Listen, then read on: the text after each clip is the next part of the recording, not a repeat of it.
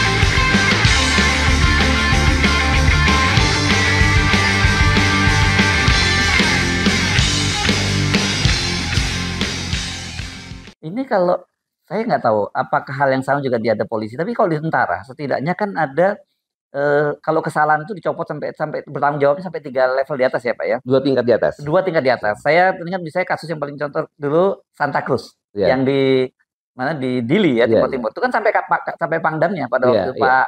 Padahal kan di Bali Pak. Iya. Ya itu Pak Sintong ya. Tidak mana tempat. Tapi dia sebagai pimpinan dia harus bisa mengendalikan presiden copot. Gitu loh.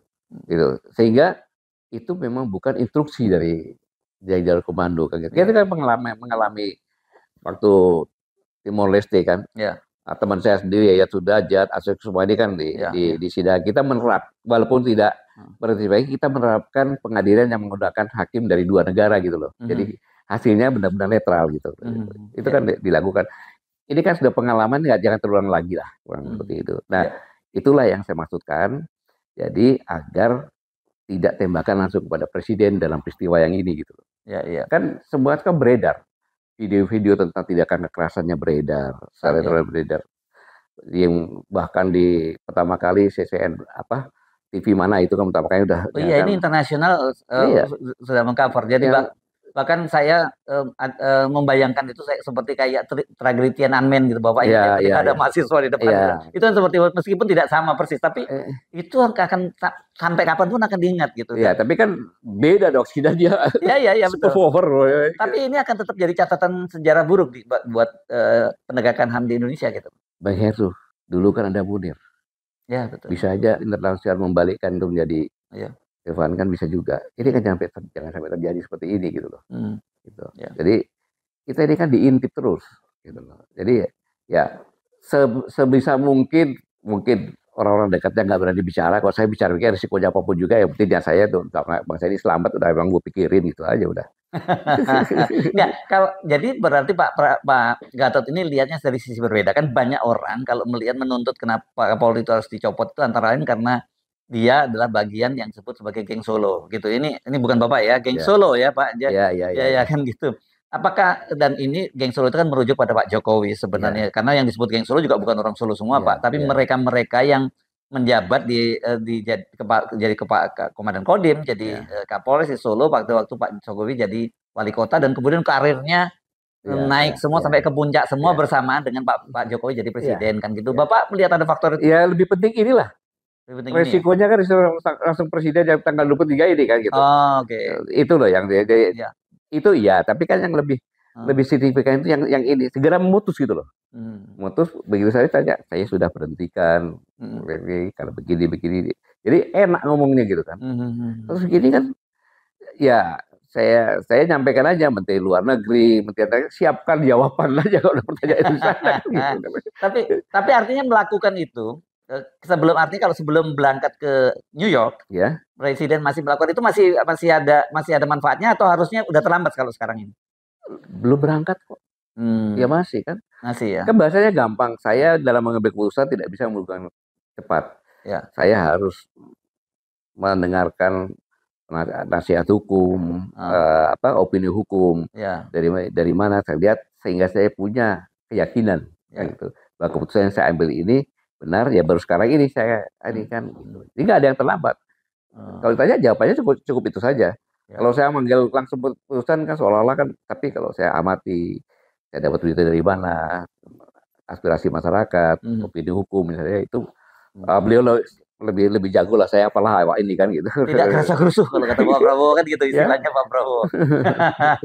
Oke, baik. Jadi apa yang bisa kita ini kan kita bukan simpulkan ya, kita bisa lesson learn, kita bisa belajar dari kasus ini sebenarnya apa yang bisa kita pelajari Pak?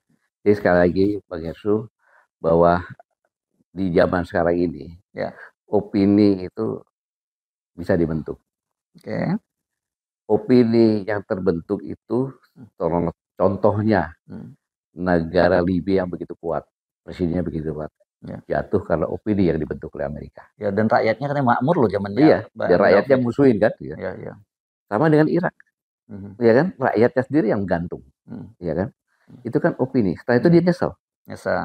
Ya. Kita masuk dalam killing ground opini seperti ini kalau kita tidak cepat sadar, kayak gitu. Apa ya saya katakan tadi, TNI akan dipisahkan dengan rakyat dengan framing melakukan provokator yang membuat seolah provokator ujung-ujungnya yang merencanakan yang membuat kekacauan ini adalah TNI ya. Kan gitu.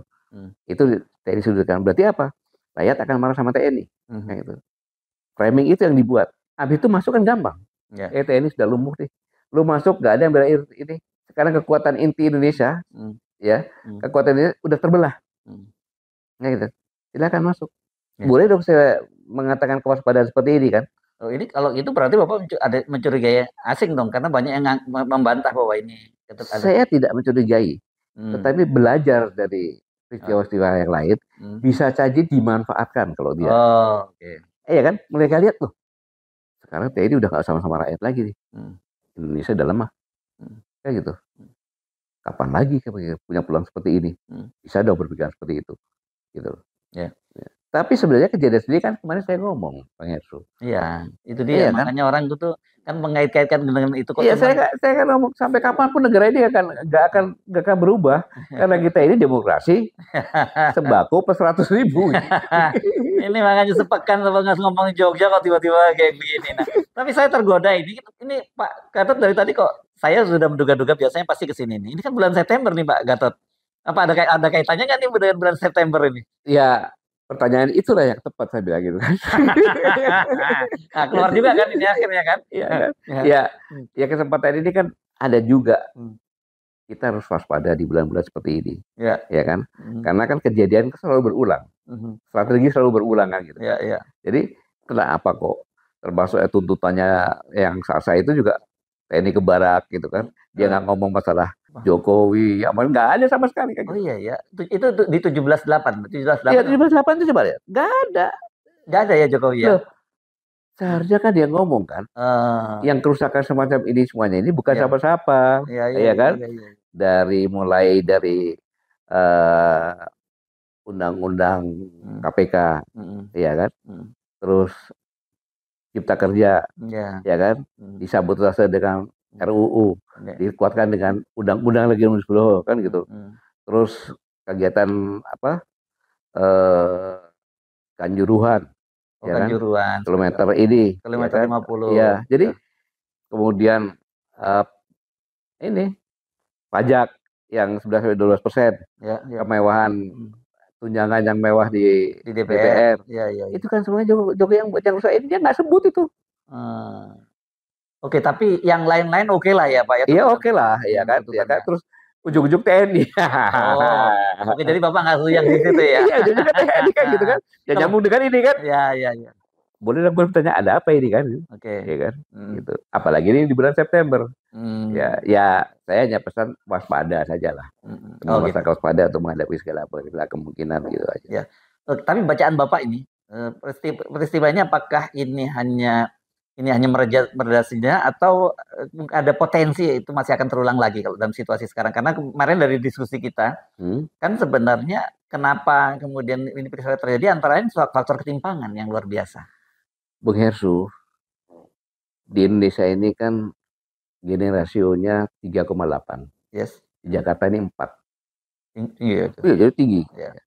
Maka ketimpangan rasio tinggi kan mudah terbakar gitu. Nah, Ya. inilah yang menyebabkan mudah terbakar. Tetapi ada lagi.